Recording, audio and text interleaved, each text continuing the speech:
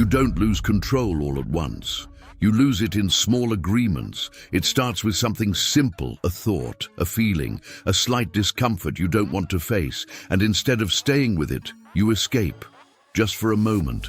That is how it begins, not with weakness, not with failure, but with a decision so small you don't even notice it. You tell yourself it doesn't matter. You tell yourself it's just this once. You tell yourself you deserve it, and your brain listens. Not to your words, but to your actions. Every time you choose comfort over control, you are training your mind. You are teaching it that resistance is unnecessary, that discipline is optional, that pleasure is the priority. And your brain adapts. It becomes faster at seeking distraction, faster at avoiding effort, faster at pulling you back into the same cycle. You think you're making choices, but after a while, you're not choosing anymore. You're reacting. That's why it feels automatic. That's why it feels like you just end up there. That's why you look back and wonder how it happened again. It didn't happen suddenly. It happened predictably, because you've been rehearsing this pattern for days, weeks, maybe years.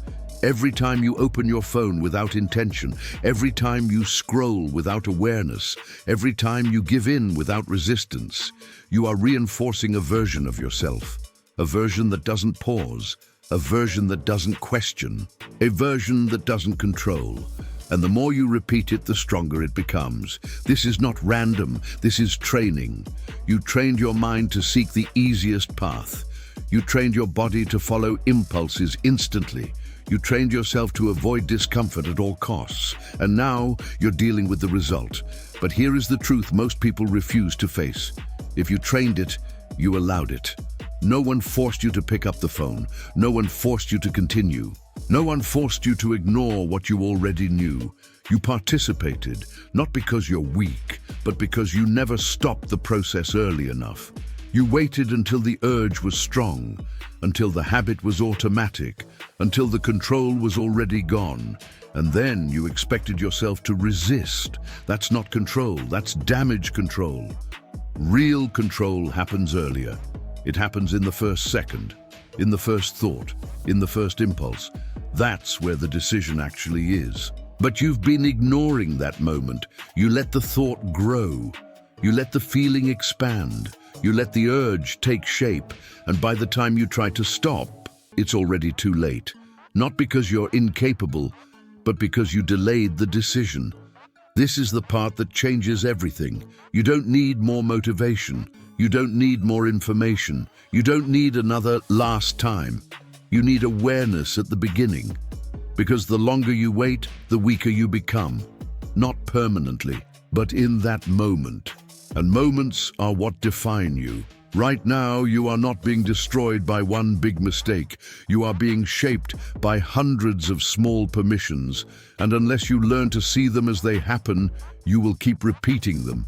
Not because you want to, but because you trained yourself to.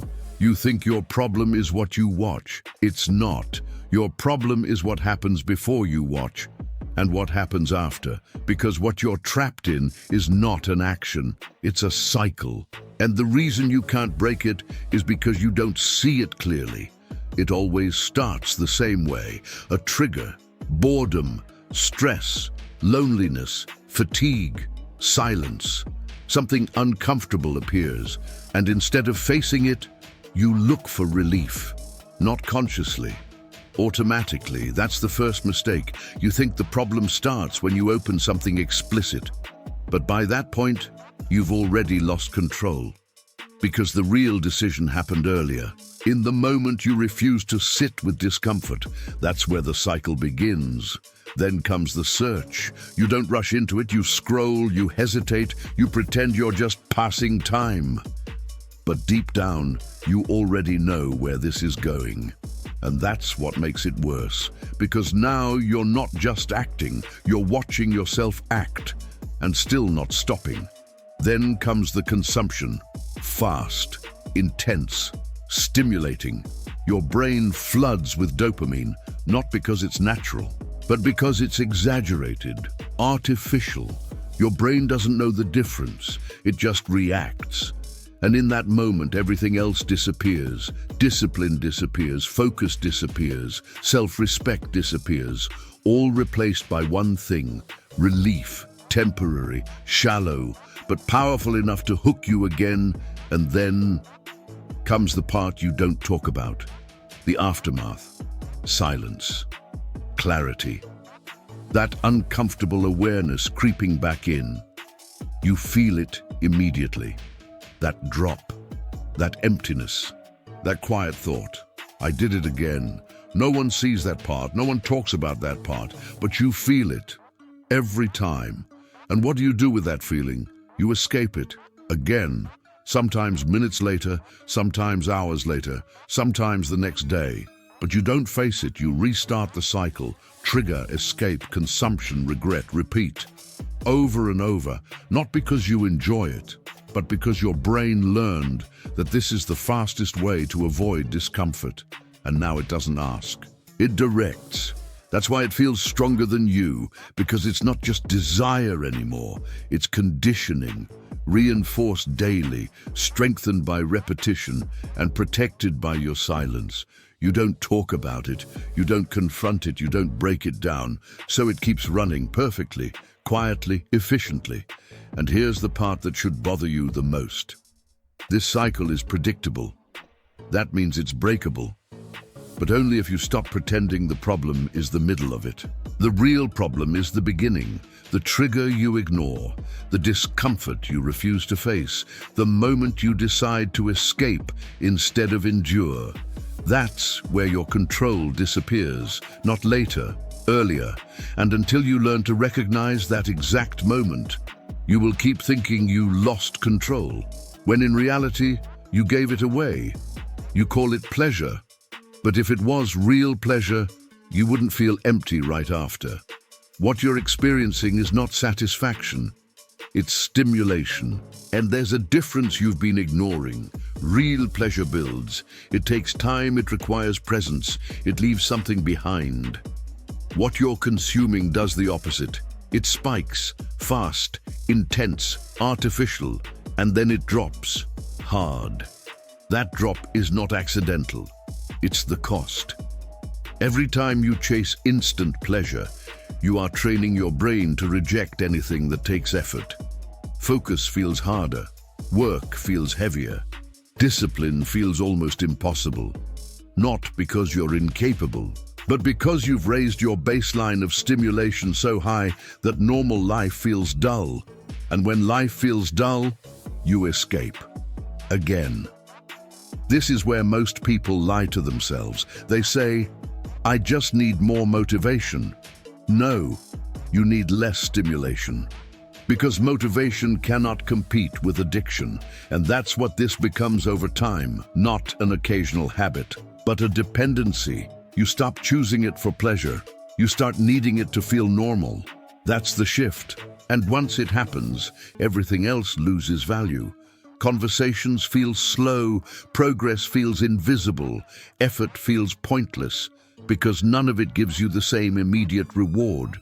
So your brain pushes you back to what does, not because it's good for you, but because it's familiar. Fast dopamine teaches your brain one thing: wait less, get more. And real life doesn't work like that. So instead of adapting to reality, you try to escape it. That's why you feel stuck. Not because you don't want better, but because your brain has been trained to reject the path that leads to it. And here's the uncomfortable truth. You did that. Every time you chose what was easy over what was necessary, every time you replaced effort with stimulation, every time you avoided discomfort instead of facing it, you reinforced the same message. I don't need to earn anything. I can just access it. And now your brain expects it. Instantly, constantly, effortless. So when real life asks for patience, discipline, and consistency, you feel resistance, strong resistance, and you interpret that as a problem. It's not. It's withdrawal from a pattern you created. That means something important. If this is learned, It can be unlearned, but not by adding more pleasure, by removing the excess, by lowering the noise, by retraining your brain to tolerate normal levels of stimulation again. That's where control starts to come back. Not when you feel motivated, but when you stop depending on intensity. There is something you don't talk about, not with friends, not with family, not even honestly with yourself. The shame, not loud, not dramatic, silent. It shows up after, in that moment when everything is over and your mind becomes clear again. You feel it, that slight discomfort in your chest, that drop in energy, that quiet voice saying, "This is not who I want to be." But instead of facing it, you suppress it, you distract yourself, you scroll again, you move on like it didn't happen. And that's exactly why it keeps happening, because shame, when ignored, doesn't disappear.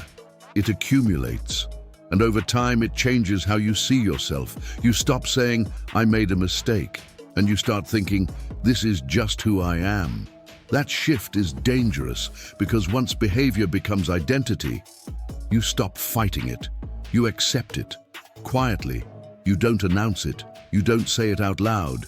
But your actions reveal it. You try less. You resist less. You expect less from yourself, because deep down, you no longer believe you're in control.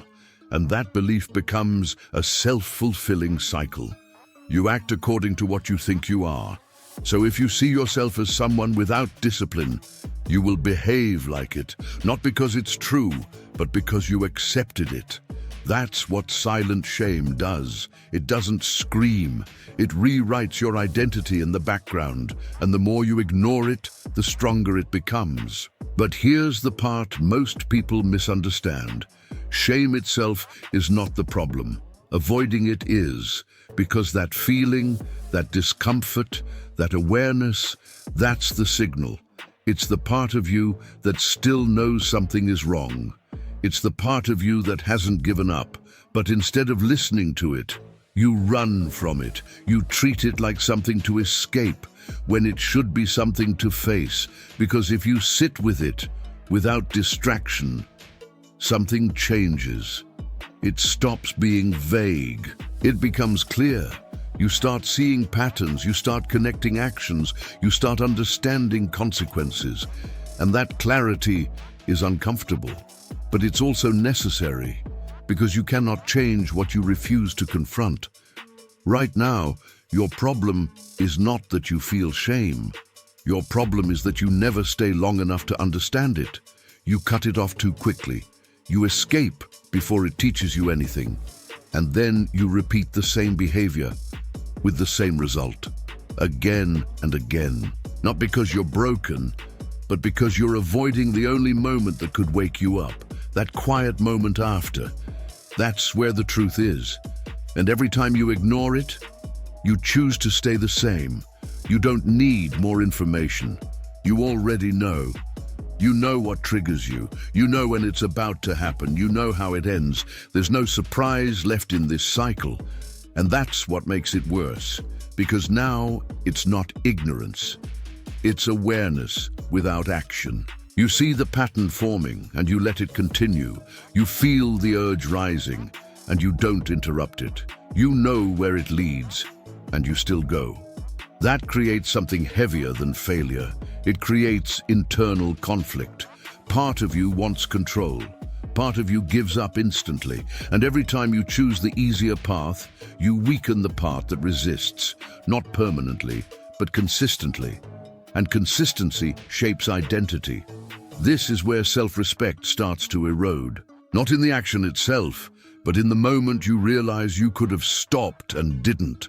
That moment stays with you, quiet, but present. Because deep down, you know the truth. You had a chance. You ignored it. That's what builds frustration.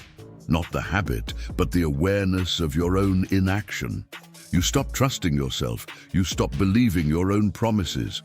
This is the last time becomes noise, empty, because your actions keep proving otherwise. And once trust is broken internally, everything becomes harder. Discipline feels fake, motivation feels temporary, control feels distant, not because it's impossible, but because you stopped believing in your ability to follow through. That's the real damage, not what you did, but what you prove to yourself again and again, that you don't act when it matters. And if that continues, you don't just lose control over this. You start losing control in other areas too. Because the pattern is the same. Avoid discomfort, choose easy, regret later, different context, same behavior. And here's the uncomfortable shift you need to make. Stop acting like you don't know. You do. Stop acting like it just happens. It doesn't. There are multiple moments where you could interrupt the cycle. You're just not taking them. That's the difference. Not knowledge, not ability, decision, repeated daily. And until you take responsibility at that level, nothing changes. Because awareness alone doesn't transform anything. Action does. You don't become weak in one decision. You become weak in patterns, small ones, repeated daily. Every time you avoid something you should face, you send a message to yourself. I don't handle this. At first it feels harmless. You delay a task, you ignore discomfort, you escape pressure. Nothing dramatic happens, but something internal shifts. You start building an identity around avoidance, not consciously, but consistently. And identity is not what you say, it's what you repeat. So if your default response to discomfort is escape, then escape becomes who you are. Not because you chose it, but because you practiced it. That's the danger. You think you're just avoiding one thing, but you're training a mindset, a way of reacting to life, and it doesn't stay contained, it spreads. You start avoiding hard conversations, avoiding responsibility, avoiding effort that demands consistency. Because your brain already learned the pattern, discomfort appears, escape immediately. And the more you follow it, the faster it becomes automatic. You don't even question it anymore, it just happens. That's when it stops being a habit and becomes your default. And here's the part most people ignore. You don't notice who you're becoming while it's happening. You only notice later, when things feel harder, when discipline feels distant, when you look at yourself and feel off, not broken, just disconnected from what you know you could be. That gap, that's built slowly, through avoided moments, moments where you had a choice and chose the easier path, again and again, until it stopped feeling like a choice and started feeling like who you are. But here's the truth you're trying to avoid. You're not stuck like this. You're just well trained. And what's trained can be retrained. But not by waiting to feel different, by acting different, before it feels natural. That's where most people fail. They wait for motivation. They wait for clarity. They wait to feel ready. That moment never comes. Because readiness is built through action, not before it. So if you keep waiting, you keep reinforcing the same identity. The one that avoids, the one that delays, the one that escapes. And every day you repeat it, you make it harder to break. Not impossible, but heavier, more automatic, more familiar. So the real question is not, why am I like this? Or it's, how many times have I practiced this? Because that answer will tell you everything. You think discipline is something you either have or don't. That's convenient, because if it's something fixed, you don't have to take responsibility for building it. But discipline is not a trait, it's a skill. And like any skill, it's trained. Not in big moments, in small ones, in the exact moments you've been ignoring. Discipline is not proven when everything is easy. It's built when something in you says, escape this, and you don't. That's it, that's the moment, not later, not when it's intense, at the beginning, when the urge is still small. That's where resistance matters, because once the impulse grows, you're no longer training discipline, you're trying to contain damage, and containment is weak compared to prevention. This is where you've been getting it wrong. You wait too long. You try to fight when it's already strong. You expect control when you've already surrendered multiple times before. That's not discipline, that's reaction. Real discipline is quiet, almost invisible. It's the decision not to open something, not to continue, not to follow the impulse. No one sees it, no one praises it, but it builds something. Every time you resist early, you strengthen control. Every time you delay, you increase tolerance to discomfort. Every time you choose effort, you rewire your response. Slowly, consistently. And at first, it feels pointless, because the results are not immediate. There's no reward, no rush, no instant payoff. That's exactly why it works, because you are reversing the pattern. You are teaching your brain, I don't need immediate relief. And your brain resists that hard because it's used to speed, used to intensity, used to easy access. So when you interrupt that, it pushes back. That discomfort you feel, that tension, that urge to give in, that's not failure. That's training. That's your brain adapting.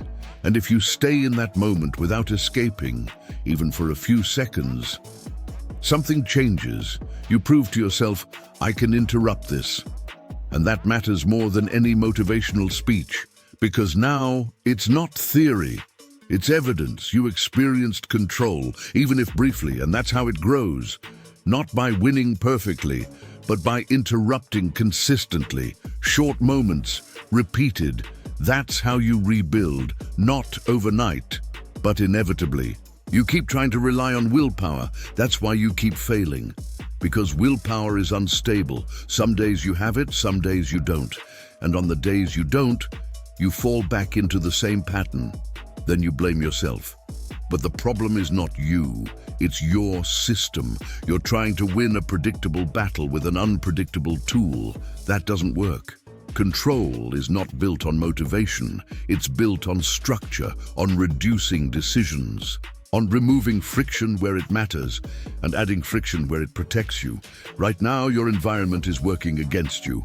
Easy access, constant triggers, no barriers. So when the urge appears, there's nothing stopping you. No pause, no resistance, no interruption, just immediate action. And then you expect discipline to save you in that moment. It won't, because by then you're already inside the cycle. So instead of trying to be stronger, you need to be smarter. You need to change the setup, make access harder, create distance, interrupt patterns before they start. Not during, before. That's how real control works. You don't fight the urge at full strength. You weaken it in advance. You remove shortcuts. You limit exposure. You reduce opportunities to fall. And suddenly, you don't need as much discipline because you're not constantly testing it. That's the mistake. You keep putting yourself in the same position and expecting a different outcome. Same triggers, same environment, same behavior, different result. That's not discipline, that's denial.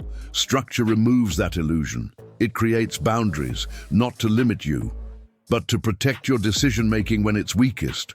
Because the truth is simple, you are not always thinking clearly, and pretending you are keeps you stuck. So you build a system that works even when you're not at your best. That's control, not perfection, preparation.